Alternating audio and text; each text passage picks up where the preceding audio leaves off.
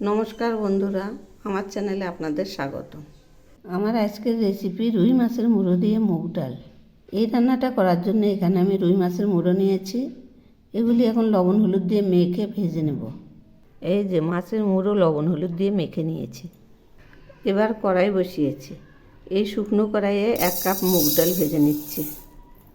এগুলি একটু হালকা লাল করে ভেজে নেব। ডালগুলো ভাজা হয়ে গেছে।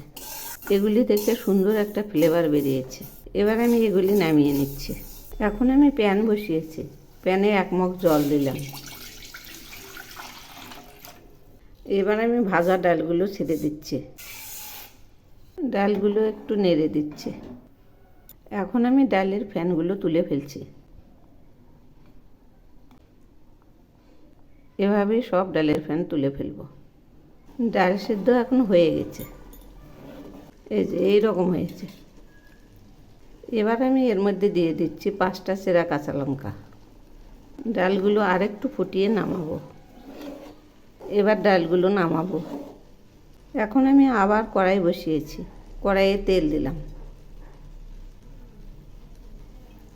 তেল গরম হয়ে গেছে। এবার আমি একটা শুকনো লঙ্কা ফোড়ন দিলাম। একটু নেড়ে দিচ্ছি। শুকনো লঙ্কাটা ভাজা হয়ে গেছে।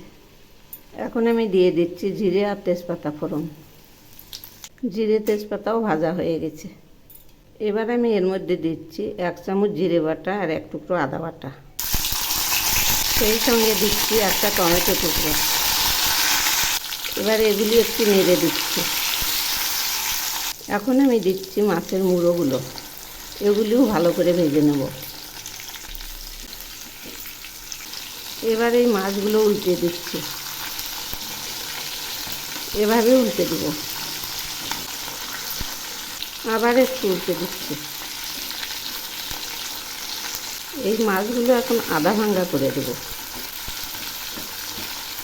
এভাবে আধা ভাঙা করে দিয়েছি।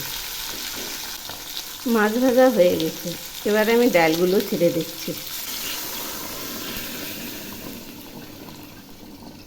একটু নেড়ে দিচ্ছি। এখন আমি এর মধ্যে পরিমাণ মতো লবণ দিলাম, পরিমাণ মতো হলুদ দিলাম। আমি আবার নেড়ে দিচ্ছি। তো বন্ধুরা, আমার রেসিপি যদি আপনাদের ভালো লেগে থাকে তাহলে সাবস্ক্রাইব করে আমার পাশে থাকবেন। এগুলি আবার একটু নেড়ে দিচ্ছি। মুড়োটা এখন সেদ্ধ হয়ে গেছে। এখন এগুলিও ভেঙে দেব। এই যে এইভাবে ভেঙে দিচ্ছি। রান্নাটা এখন হয়ে গেছে। এই যে একদম ঘন হয়ে গেছে। এই রান্নাটা এত টেস্টি হয় যা বলার কথা নয়। এখন আমি এর মধ্যে 1 টুকরো গরম মশলা বাটা দিয়ে দিলাম। সব শেষে আমি 1 চামচ ঘি দিয়ে দিলাম। এবার নেড়ে চেড়ে নামাবো। এবার নেড়ে দিচ্ছি।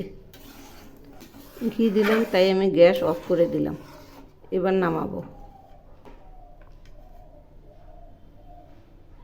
এই যে ডাল নামিয়েছি, দেখুন কত সুন্দর হয়েছে।